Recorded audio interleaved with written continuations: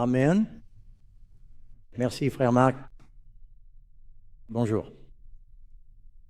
Bonjour à la famille de l'église Granite Bay Hilltop, à nos membres en ligne et à ceux qui nous regardent en ce moment même sur AFTV ou sur Internet.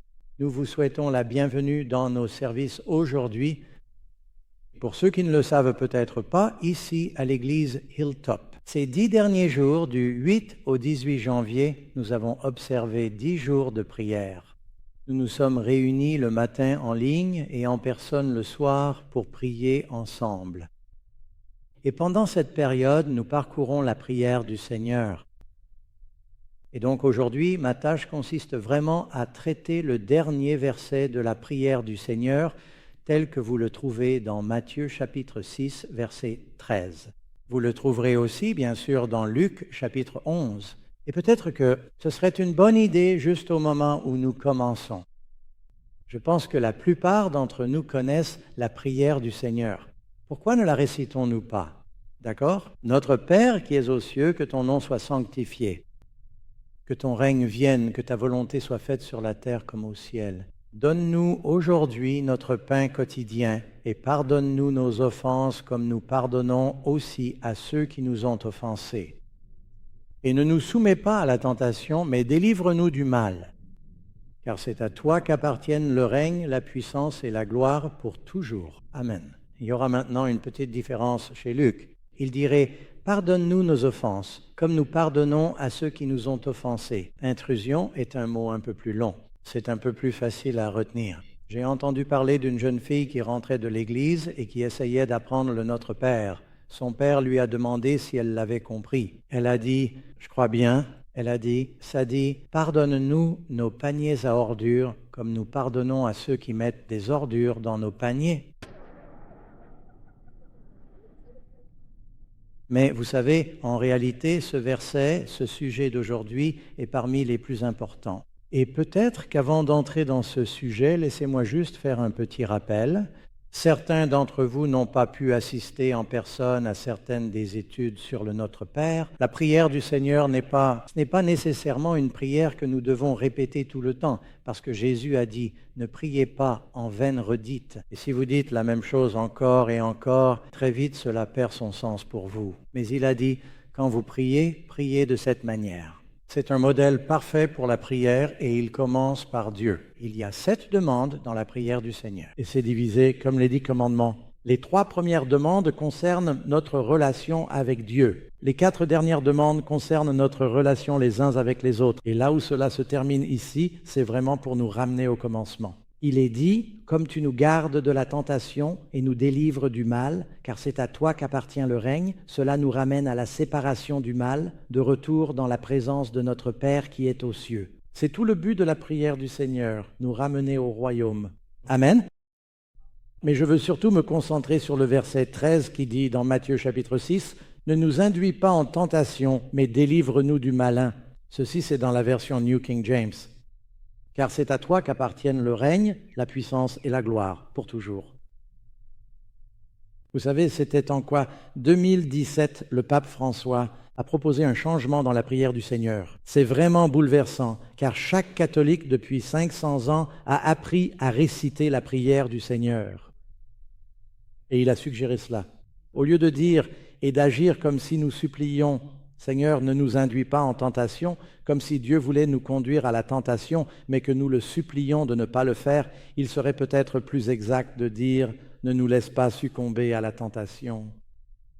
Et cela pourrait vous surprendre, mais c'est une fois où je serai d'accord avec le pape.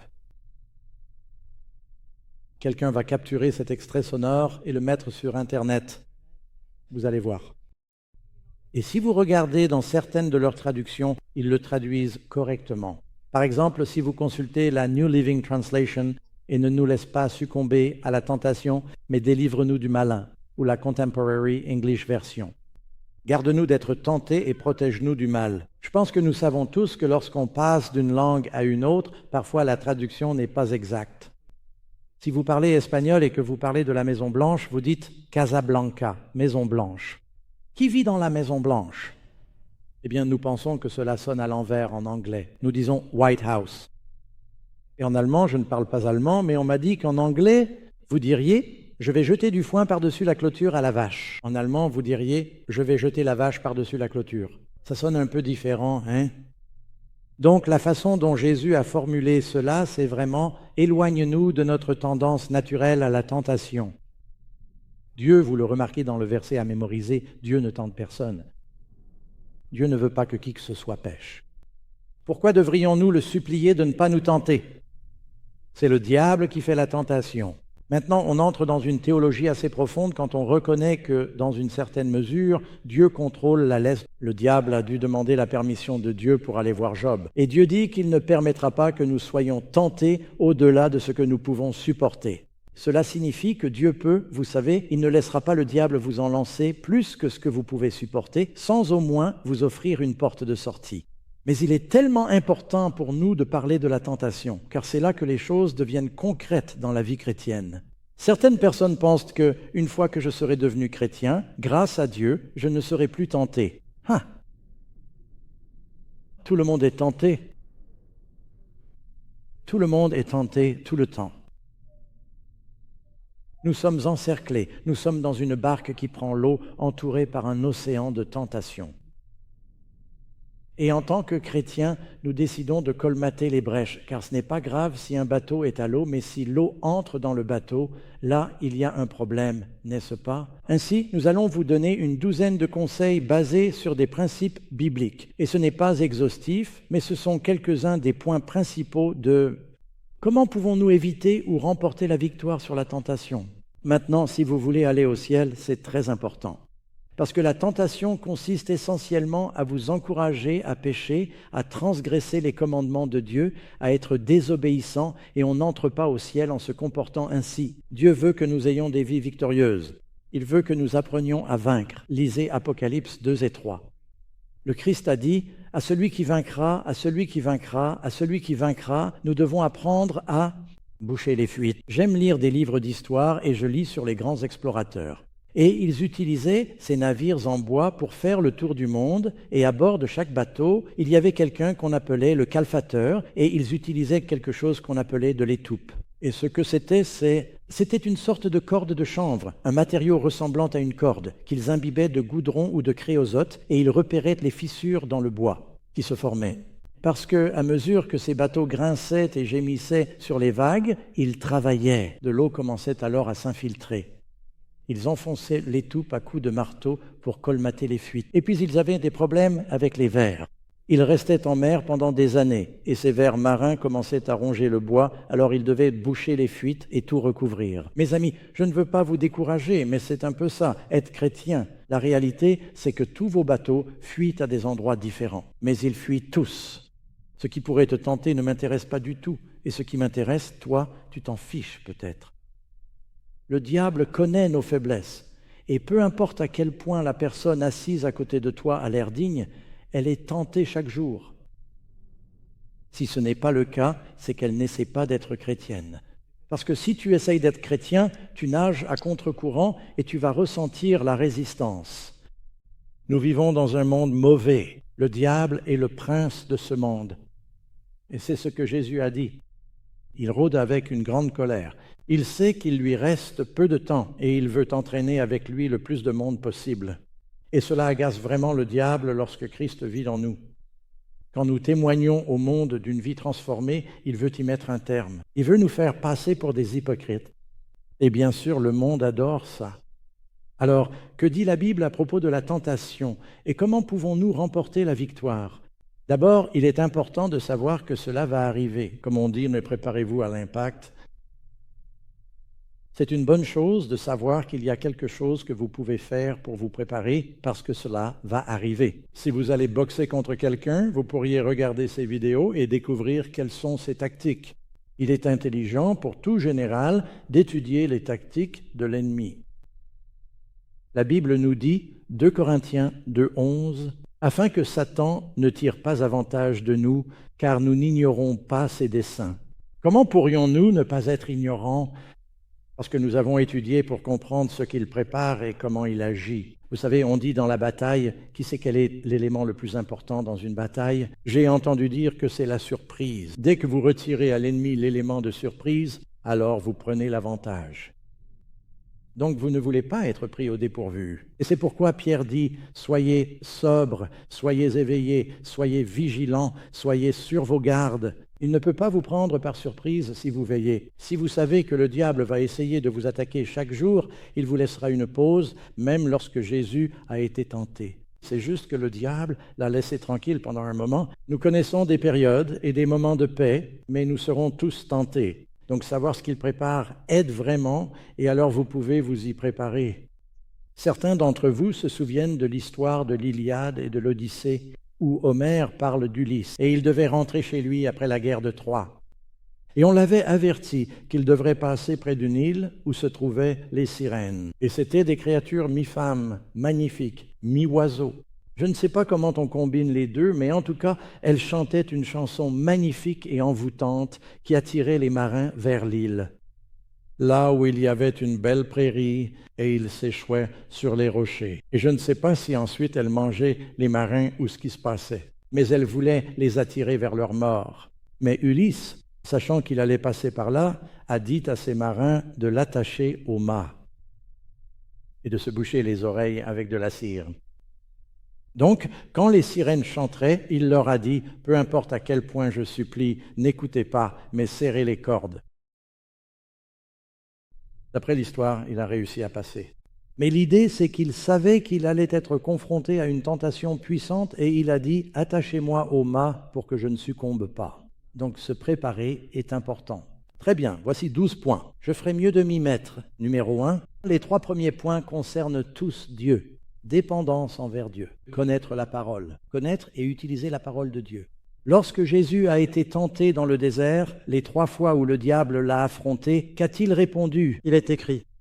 Il est écrit. Il n'a pas dit « Attendez, laissez-moi sortir mon iPad et faire une recherche ». Il avait mémorisé la parole de Dieu dans son esprit. Il l'avait apprise sur les genoux de sa mère. Il la lisait chaque sabbat à la synagogue. C'est ce qui est écrit. Il se levait pour lire les Écritures chaque sabbat, comme c'était sa coutume. C'est bien d'aller à l'église, de lire la parole, mais il faut aussi la mémoriser chez soi. Vous pouvez lire dans le psaume 119, verset 11, « Ta parole, je l'ai gardée dans mon cœur afin de ne pas pécher contre toi. » La parole de Dieu est ce que nous utilisons pour repousser les assauts du diable. Vous lisez dans Éphésiens 6, « Cela fait partie de l'armure de Dieu. » Nous avons cette épée à double tranchant qui est la parole de Dieu. Vous savez, un général avisé stocke des munitions non pas pendant la bataille, mais avant la bataille. Amen.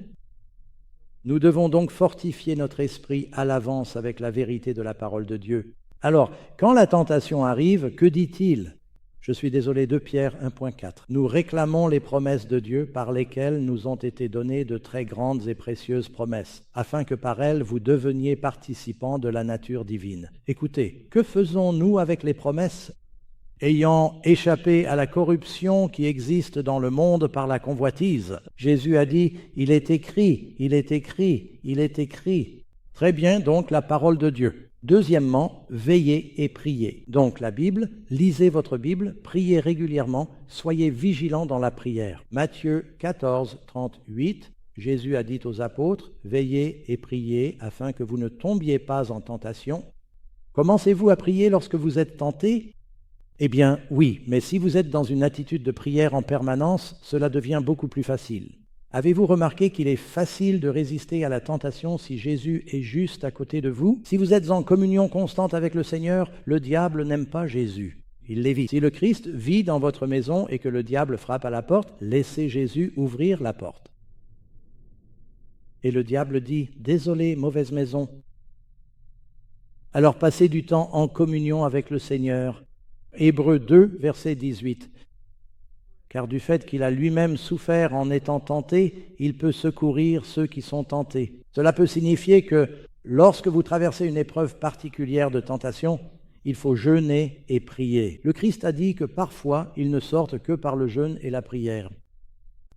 Jésus a passé du temps à jeûner et à prier. Vous pouvez lire une citation intéressante dans le livre Gospel Temperance, page 6. En cédant à un appétit perverti, l'homme perd sa capacité à résister à la tentation. En cédant à une tentation, vous pouvez en réalité affaiblir votre détermination face à d'autres tentations. Ainsi, vous savez, si vous passez votre temps à vous concentrer sur une fuite, les autres s'ouvrent et la situation peut empirer. L'autre point, ah oui, je vais lire Luc 21, 36.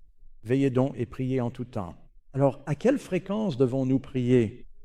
Priez en tout temps, veillez et priez toujours, afin que nous soyons dignes d'échapper à ces choses et de nous tenir devant le Fils de l'homme lorsqu'il viendra. Soyez vigilants. Le diable est un lion rugissant. Troisième point, demeurez dans l'esprit. Priez pour être né de l'esprit, marchant dans l'esprit. Galates 5,16, remarquez ceci. Marchez selon l'esprit et vous n'accomplirez pas les désirs de la chair. Si vous vivez une vie remplie de l'esprit, si vous demeurez en l'esprit de Dieu, selon 1 Jean 3,6, quiconque demeure en lui ne pêche point. Si nous demeurons en Christ, nous ne succombons pas à la tentation. Romains 8, 4 à 5, c'est une grande promesse. Afin que la juste exigence de la loi soit accomplie en nous, qui ne marchons pas selon la chair, mais selon l'esprit. En effet, ceux qui vivent selon la chair s'affectionnent aux choses de la chair, mais ceux qui vivent selon l'esprit, aux choses de l'esprit. Le pasteur qui m'a baptisé m'a partagé une illustration que je n'ai jamais oubliée. Il a dit, tu as deux natures en guerre à l'intérieur de toi, et c'est comme si tu avais deux chiens que tu vas faire se battre, l'un contre l'autre. Deux chiens mâles, de la même race, de la même taille. À l'un des chiens, tu donnes la meilleure nourriture, de l'exercice, de l'eau de qualité. À l'autre chien, tu le prives de nourriture, tu l'enchaînes dans le jardin, tu ne lui donnes rien à manger ni à boire, et puis, après une semaine, tu les laisses se battre et tu vois qui gagne. Le chien que tu nourris, c'est celui qui gagnera. Et si nous nourrissons l'esprit, alors quand le combat viendra, c'est l'esprit qui l'emportera. Mais si nous nourrissons et entretenons la chair, ne regarde pas des feuilletons, puis prie pour avoir la pureté du cœur. C'est incohérent de faire cela. Nourris l'esprit, et alors tu remporteras ces batailles quand la tentation viendra. D'après l'article de l'Adventist Review et ses 2287, toute tentation, toute influence opposée, qu'elle soit ouverte ou secrète, peut être vaincue avec succès, non par la force ni par la puissance, mais par mon esprit, dit le Seigneur. Quand vous avez l'Esprit de Dieu en vous, et j'ai souvent dû prier et dire « Seigneur, sauve-moi », je suis en train de me noyer. Parfois, on a l'impression de se noyer dans la tentation parce qu'il y a trop d'eau dans le bateau. Et vous ne faites que crier et prier, et le Seigneur viendra à vous comme il l'a fait pour Pierre. Amen. Donc demeurez dans l'esprit. Maintenant, c'est très important. Restez occupés à faire de bonnes choses. Ézéchiel 16, versets 49 et 50. Regarde, voici l'iniquité de ta sœur Sodome. Elle et sa fille, c'est-à-dire Gomorrhe, étaient orgueilleuses, avaient l'abondance de nourriture, une grande oisiveté, et elles n'ont pas fortifié la main du pauvre et du nécessiteux. Vous savez, on pense toujours à Sodome et Gomorrhe uniquement pour leur péché de perversion sexuelle. Mais il est dit que l'un des problèmes, c'est qu'elle était arrosée, le jardin de Dieu. Et ils avaient tous leurs besoins satisfaits et beaucoup de temps libre. Vous avez déjà entendu l'expression « l'oisiveté est l'atelier du diable ». Beaucoup de gens ont des ennuis quand ils ne resteront pas occupés. Combien d'entre vous ont de jeunes enfants et tout à coup il y a du silence et vous vous dites « Oh, je n'entends plus rien et ça c'est mauvais ». S'ils n'ont rien à faire, ils trouveront quelque chose à faire. Alors restez occupés. On nous apprend souvent à penser que le secret du succès, c'est d'avoir beaucoup de temps libre, mais cela peut en réalité poser problème. Et vous savez, aujourd'hui, avec l'agriculture mécanisée et toutes les inventions modernes, les gens n'ont plus besoin de faire autant de travail manuel qu'avant. Nous avons plus de temps libre. Oui, avec l'IA, on n'a même plus besoin de réfléchir. Nous avons plus de temps libre que jamais auparavant, et les gens s'attirent des ennuis. Avant, il fallait travailler, on n'avait pas le temps de faire des bêtises. Force, ceci vient du livre Les Actes des Apôtres, page 105. La force de résister au mal s'acquiert le mieux par un service actif. Rester engagé dans le service quand Adam et Ève ont péché et que Dieu a dit à Adam, à la sueur de ton front, tu cultiveras la terre. Était-ce censé être une malédiction, une bénédiction ou les deux? En réalité, les deux. C'était un jugement, mais aussi une bénédiction. Il a dit, tu dois rester occupé. Alors, restez occupé. Dans Éphésiens, Paul dit au chapitre 5, verset 15, « Veillez donc avec soin à votre conduite, non comme des insensés, mais comme des sages, rachetant le temps. » Vous savez, quand on apprend à piloter un avion, l'instructeur de vol vous emmène en l'air et il vous apprend à sortir d'un décrochage. Un décrochage, c'est lorsque l'avion prend un angle tel qu'il n'a plus de portance ou qu'il vole si lentement qu'il n'a plus de portance non plus. Et cela devient essentiellement une pierre, puis elle commence à basculer hors du sol jusqu'à ce qu'elle devienne un planeur. Certains avions ne deviennent pas des planeurs, il faut appliquer de la puissance. Et ça m'a toujours rendu nerveux parce que pour obtenir votre licence, vous devez pratiquer les décrochages. Vous devez ressentir ce que fait l'appareil avant qu'il ne décroche afin de le reconnaître. Mais en gros, ce qu'ils font, c'est qu'ils disent « on va monter là-haut, on va couper la puissance, on va pointer l'avion vers le haut, jusqu'à ce que l'avion cesse de voler, commence à tomber vers la terre, et ensuite on veut que tu récupères la situation. Et tu dois l'apprendre, et je suis content de l'avoir fait. Mais une fois que je l'ai appris, je ne me suis pas amusé à essayer de voir combien de fois je pouvais faire décrocher l'avion. Parce que pour moi, c'était comme, vous savez, ça s'appelle « tenter le Seigneur ». Et certaines personnes, vous savez, Combien d'entre vous ont déjà vu quelqu'un arriver à la pompe à essence et dire « Je veux 4 $ d'essence », ce qui aujourd'hui équivaut à 1 gallon. On ne fait pas ça avec un avion, parce que si vous tombez en panne d'essence en voiture, il y a la bande d'arrêt d'urgence où vous pouvez vous arrêter, mais dans un avion, c'est beaucoup moins tolérant. Si vous tombez en panne d'essence, vous survolez la forêt nationale de Mendocino. Demandez-moi comment je le sais. Vous allez avoir un atterrissage difficile si vous survivez. Et donc, parce que vous savez que c'est dangereux, vous vous préparez à l'avance, et c'est pareil dans la vie chrétienne. Ne vous amusez pas à faire des décrochages. N'essayez pas de voir avec combien peu d'essence vous pouvez faire voler l'avion. Vous devez faire tout ce que vous pouvez pour éviter ce qui pourrait être une catastrophe. Point numéro 5, ne suivez pas la foule. Et c'est Moïse qui parle dans Exode 23, verset 2.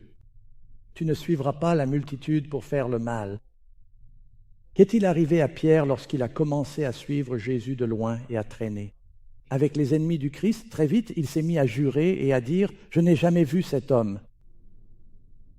Et le diable essaie d'entraîner des gens par l'effet de groupe. La raison pour laquelle vous vous habillez avec les styles que vous portez, ce n'est pas en vous réveillant un jour, machine à coudre en main, que vous avez décidé de votre tenue, c'est parce que quelqu'un a décidé d'essayer un style, une couleur, et on a vu que tout le monde faisait pareil. Souvent, c'est une célébrité ou une personne influente, et on se dit « Oh, ça doit être la tendance du moment ». Et tout le monde commence à suivre cette tendance.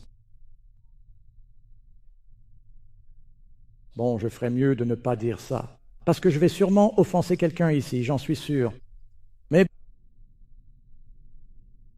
c'est acceptable quand il s'agit par exemple de style. D'abord, tant que c'est, vous savez, modeste et raisonnable. Quelqu'un a dit, en tant que chrétien, vous ne voulez pas être le premier à adopter un nouveau style, et vous ne voulez pas non plus être le dernier. Je veux dire, si j'étais ici habillé comme James White en ce moment, vous penseriez que c'est une nouvelle mode. Au fait, pour ceux qui ne le savent pas, James White est l'un des fondateurs de l'Église qui a vécu il y a plus de 100 ans. Mais nous avons tendance à suivre la foule. Et le diable utilise cette mentalité d'effet de mode, où tout le monde fait quelque chose et très vite, tout le monde se prosterne devant la statue d'or et vous prenez. Il faut un courage extraordinaire pour rester debout quand tout le monde se prosterne. Je veux dire, on n'a pas envie d'être celui qui gâche la fête du roi et de ne pas se prosterner quand on entend la musique. Et donc nous cédons à la pression des pairs. Et nous devons apprendre à défendre la parole de Dieu et à ne pas toujours suivre la foule. Nous devons prendre le risque de ne pas être populaires, soumettre et résister. C'est l'une des clés pour surmonter la tentation. Le livre de Jacques, chapitre 4, verset 7. « Soumettez-vous donc à Dieu, résistez au diable, et il fuira loin de vous. Car approchez-vous de Dieu, et il s'approchera de vous. Vous ne pouvez pas résister au diable à moins de vous soumettre à Dieu. Comment nous soumettre à Dieu? Les 3 premiers points. Lisez sa parole, priez, vivez une vie remplie de l'Esprit. Et lorsque vous sentez la tentation arriver, dites « J'appartiens à Dieu ». Soumettez-vous à son autorité. Soumettez-vous à sa parole. Dites « Je n'ai pas le droit d'inventer mes propres règles. Je vais suivre les règles de Dieu. » Hébreux 12, verset 4. Dans votre lutte contre le péché, vous n'avez pas résisté jusqu'à verser votre sang. Certaines personnes jettent l'éponge trop tôt. Dès qu'elles commencent à être tentées, elles disent « Oh, c'est insupportable ». Mae West, je ne sais pas si quelqu'un sait encore qui était Mae West. Ma mère la connaissait en fait. C'était une vieille actrice blonde, pulpeuse, au début de l'ère du cinéma muet. Et non, je ferais mieux de ne pas dire ça. Mais maintenant, vous vous demandez, je pense que je peux le dire, elle était plutôt bien dotée. Et tous les marins de la Seconde Guerre mondiale, quand ils enfilaient leur gilet de sauvetage, comment appelaient-ils ça? Une Mae West. C'est exact. Donc, si jamais cela vous arrive, c'est un fait étonnant. Bref, mais, a-t-elle dit, je n'ai aucun problème avec la tentation, sauf les plus difficiles. Et c'est dans les moments difficiles qu'il faut se soumettre. N'abandonnez pas. Paul dit, vous n'avez pas résisté jusqu'au sang. Jésus, dans le jardin de Gethsémani, a affronté sa tentation la plus sévère. Il a prié, il a supplié et il a transpiré du sang. Et beaucoup d'entre nous, on se dit juste, oh bon, d'accord. Vous savez, on dit simplement qu'on cède. La Bible dit, fuis la tentation, et nous, on s'éloigne à 4 pattes en espérant qu'elle nous rattrape. Mais nous devons d'abord nous soumettre à Dieu. Point numéro 7, courez vers l'issue de secours. 1 Corinthiens 10, 13. Nous avons déjà lu ceci, mais il y a un point précis que je veux que vous reteniez. Aucune tentation ne t'a surpris, telle qu'elle soit commune à l'homme. Il est courant d'être tenté. Ce n'est pas un péché d'être tenté. C'est clair pour tout le monde. Nous sommes tous tentés chaque jour. Ce n'est pas un péché. Jésus a été tenté. Le diable a eu l'audace de tenter le Fils de Dieu, mais Jésus n'a pas péché. Il est dit, qui n'a pas commis de péché? Christ n'a pas péché afin de pouvoir mourir pour nos péchés. Alors ne te sens pas mal si tu es souvent tenté. Et en tant que chrétien, plus tu t'approches de Christ, plus tu vas découvrir des choses que tu ne savais même pas être mauvaises et dont tu es maintenant convaincu. Parce que tu t'approches de la lumière et tu prends conscience de tâches d'impureté dont tu n'avais conscience avant. Dieu te les a montrées à l'époque parce que tu n'aurais pas supporté. Mais à mesure que tu t'approches du Christ, tu deviens conscient de ce qui n'est pas christique en toi. Ne sois pas découragé. Cela signifie que tu t'approches de la lumière. Et donc, tant que tu es dans ce monde, que ton cœur bat et que tu respires, tu seras tenté. Tu vas être entouré d'une mer de tentations. C'est comme l'a dit Martin Luther, tu ne peux pas empêcher les oiseaux de voler au-dessus de ta tête, mais tu peux les empêcher de faire leur nid dans tes cheveux. Donc, les pensées et idées tentantes elles vont flotter autour de toi en permanence. Mais ne cède pas. N'embrasse pas ces pensées. Ne les laisse pas entrer. Ne commets pas le péché. Et voici quelques points pour que tu puisses le savoir.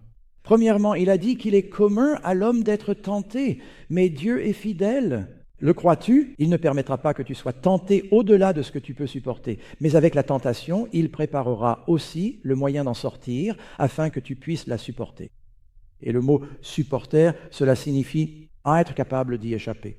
Tu te dis « Oh, il y a des montagnes à droite, des montagnes à gauche, les Égyptiens arrivent par derrière, il y a la mer devant moi, aucune issue possible. » Dieu ouvrira la mer, il fera quelque chose. Il te montrera une issue, et souvent cette issue, c'est de fuir. La Bible dit « Fuis la tentation ». Tu connais l'histoire de Joseph. La femme de son patron était une prédatrice. La Bible dit que Joseph était jeune et beau, et elle n'y allait pas par 4 chemins.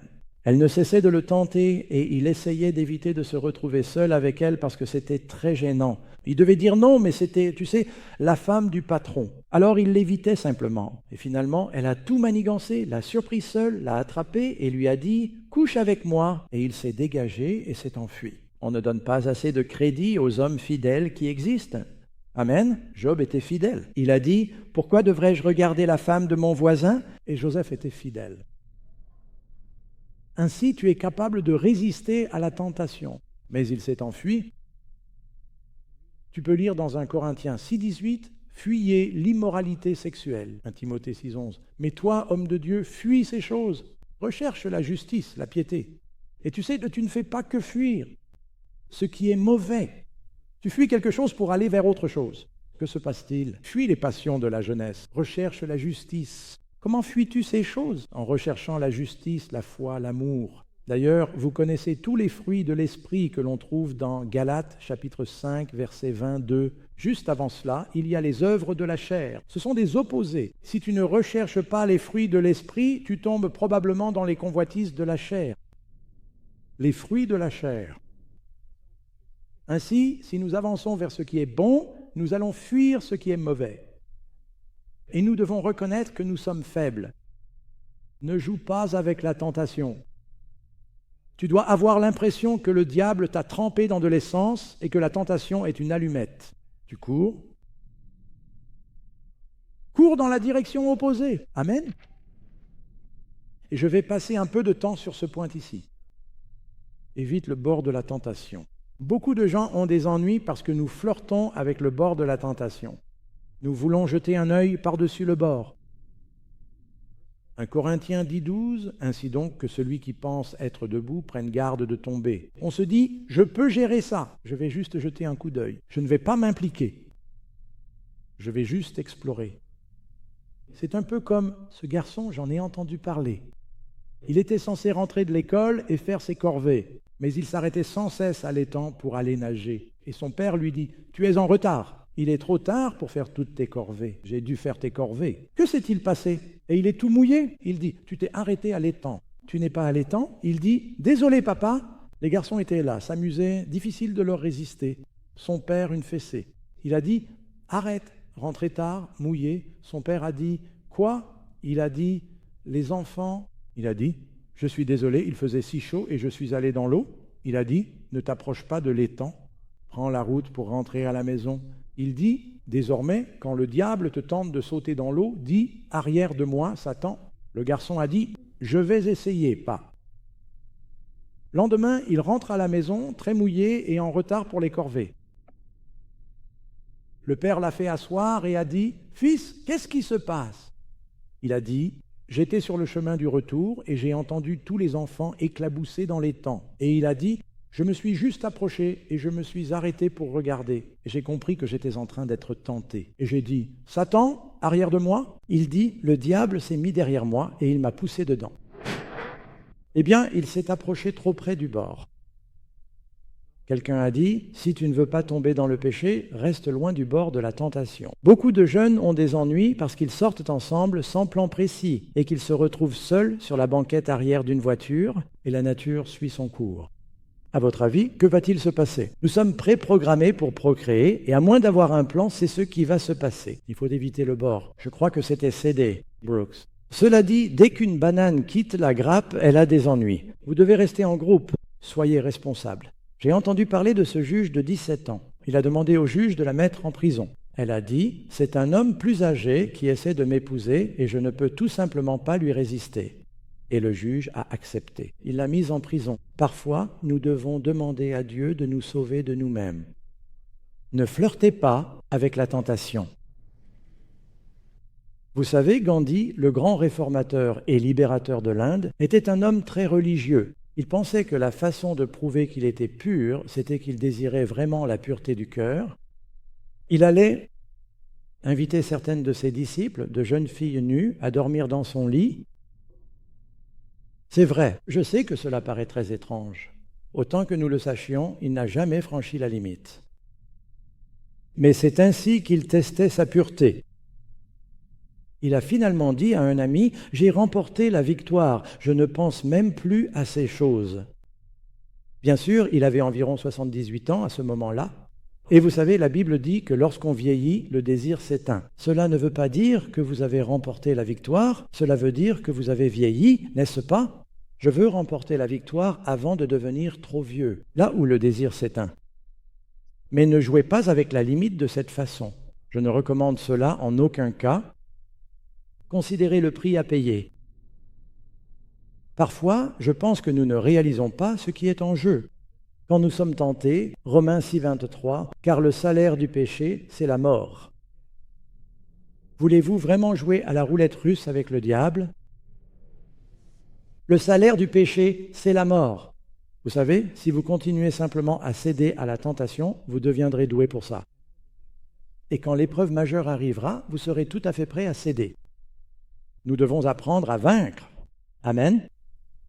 Mais le don de Dieu, c'est la vie éternelle. Romains 7, 13. Afin que le péché, par le commandement, devienne extrêmement pécheur. Nous devons réaliser à quel point le péché est vraiment mauvais et combien il coûte. Non seulement ce qu'il vous coûtera à vous, mais aussi ce que votre péché coûtera aux autres. Parfois, par un comportement imprudent, vous ne vous ferez pas seulement du mal à vous-même et à votre réputation, mais aussi à votre famille. Certaines personnes perdent leur emploi, elles volent ou autre chose encore. Et votre péché blessera Dieu, il vous blessera, il blessera les autres. On l'oublie.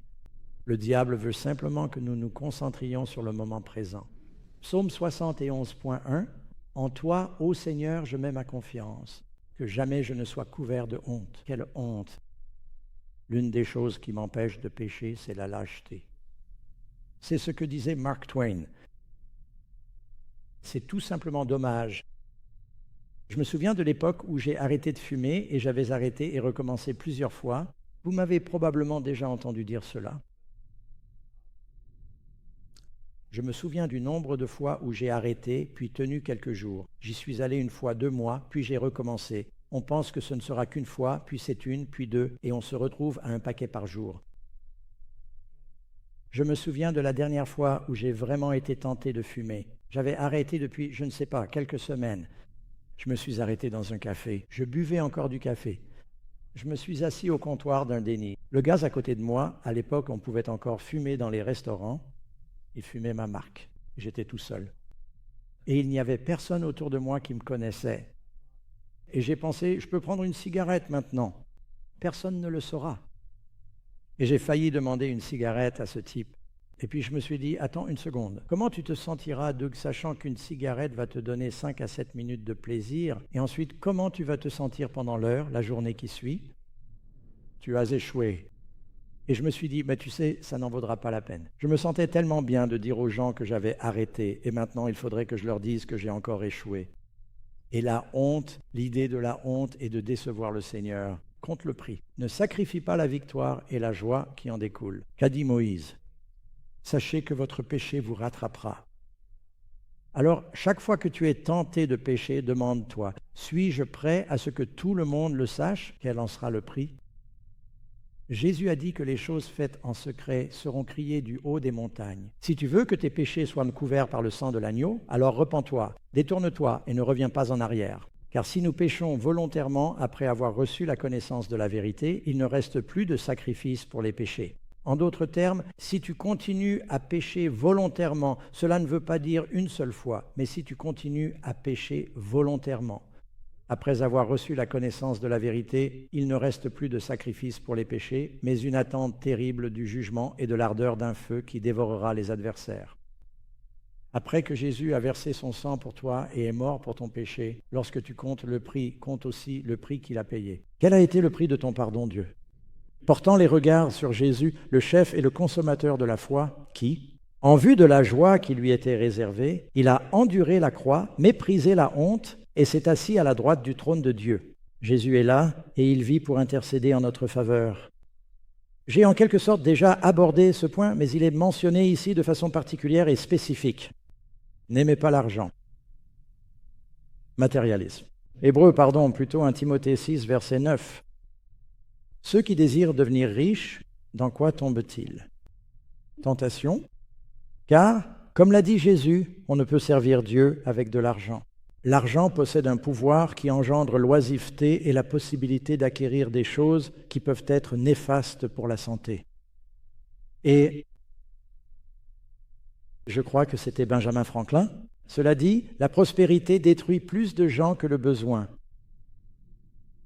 Jésus a dit qu'il est plus difficile pour un homme riche d'entrer dans le royaume. N'aimez pas l'argent. 1 Timothée 6.11, car l'amour de l'argent est la racine de toutes sortes de maux. En Afrique, il y a des gens qui attrapent des singes, soit pour en faire des animaux de compagnie, soit pour la nourriture. Et l'une des façons dont ils piègent les singes, c'est qu'ils prennent des coquilles de noix de coco, ils percent d'un petit trou sur le dessus, et le trou est juste assez grand pour qu'un singe puisse y glisser la main. À l'intérieur de la coquille, ils mettent des noix, du riz ou des friandises que le singe aime. Il attrape une poignée, puis il ne peut plus sortir sa main. Et le singe refuse simplement de lâcher prise.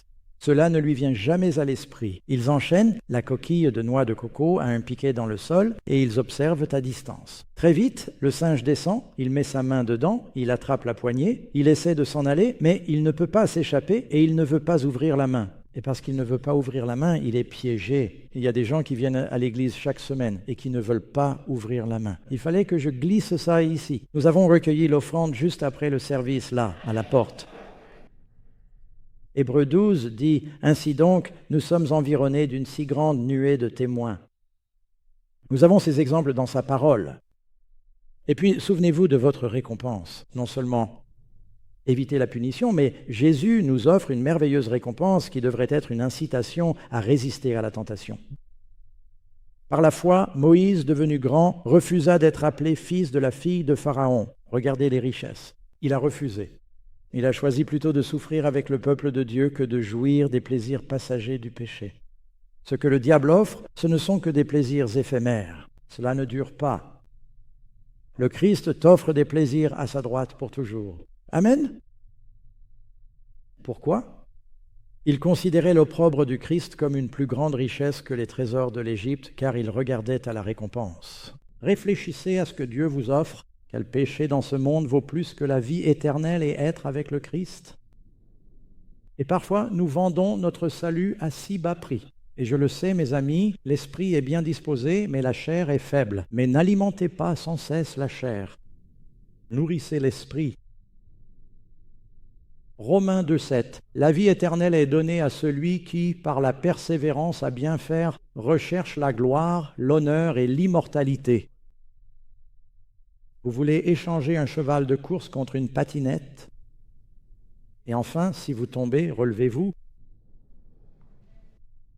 Quand vous tombez, comme la plupart d'entre nous tombent, relevez-vous. Ne soyez pas découragés.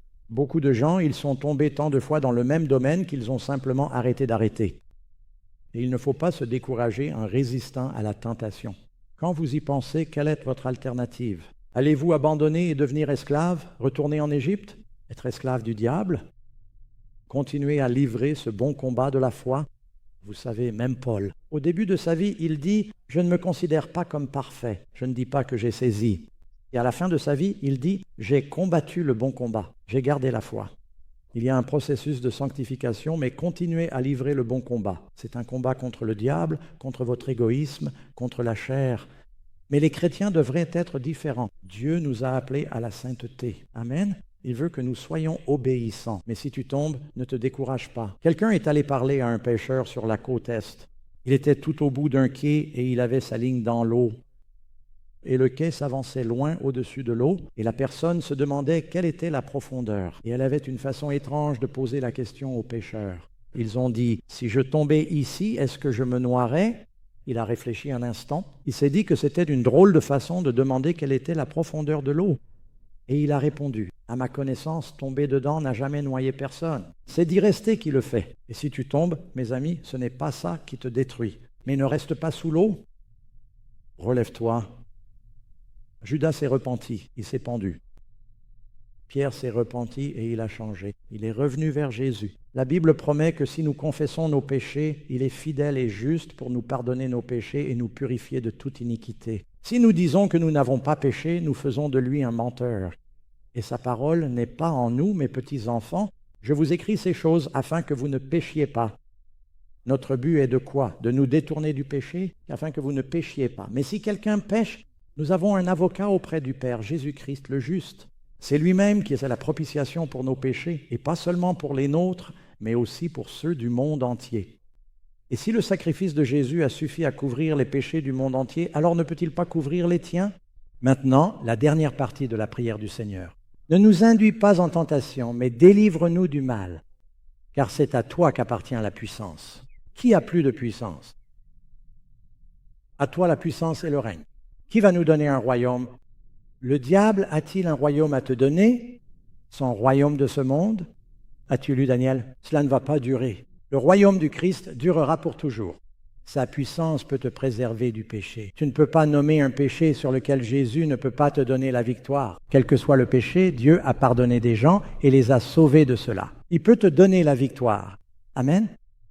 Et il veut que nous ayons des vies victorieuses. Mais cela vient lorsque nous nous tournons vers le Christ et que nous nous soumettons à lui. Soumette-toi à Dieu, alors tu pourras résister au diable. Et alors que nous concluons notre service aujourd'hui, nous allons chanter à ce sujet. Je vous invite à vous lever avec moi. Nous allons chanter le numéro 525, Caché en toi, et chanter cela de tout votre cœur. C'est une merveilleuse prière, et je pense que les paroles vous béniront.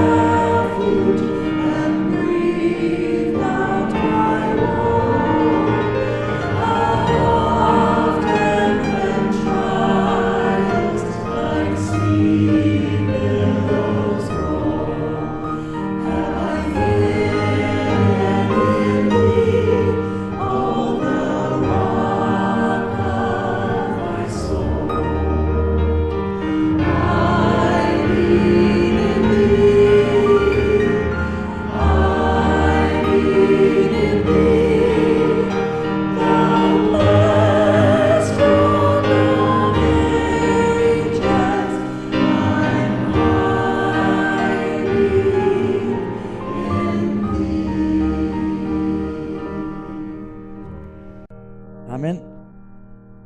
Jésus a dit, « Prenez mon joug sur vous, recevez mes instructions, car je suis doux et humble. Mon joug est facile à porter, mon fardeau léger. Il est beaucoup plus facile d'être sauvé que perdu, mes amis, mais la vie est faite de combats. Je préférerais de loin combattre le diable plutôt que Jésus. » Amen. Si vous souhaitez simplement dire, « Seigneur, préserve-moi de la tentation et délivre-moi du mal. » Est-ce là votre prière? Père céleste, Nous te prions de venir dans nos cœurs et de nous aider à faire tout ce que nous pouvons humainement faire en nous fiant à ton aide divine, à mener une vie pieuse, à obéir à tes commandements, à résister à la tentation et à marcher dans la lumière. Je prie pour que tu nous bénisses, afin que nous puissions être témoins dans ce monde pervers et que tu nous donnes courage et force face à la tentation. Aidez-nous à savoir comment planifier à l'avance et nous préparer pour éviter ces batailles et surtout pour en sortir victorieux lorsqu'elles surviendront. Que Dieu bénisse chacun d'entre nous et nous aide à appliquer cela dans nos vies comme il se doit. Nous le demandons au nom de Jésus. Cette émission a été enregistrée à l'église Granite Bay Hilltop où je suis pasteur principal. Nous serions ravis de vous y rencontrer. Si vous passez dans la région de Sacramento, venez adorer le Seigneur avec nous. Nous vous recevrons et vous serrerons la main.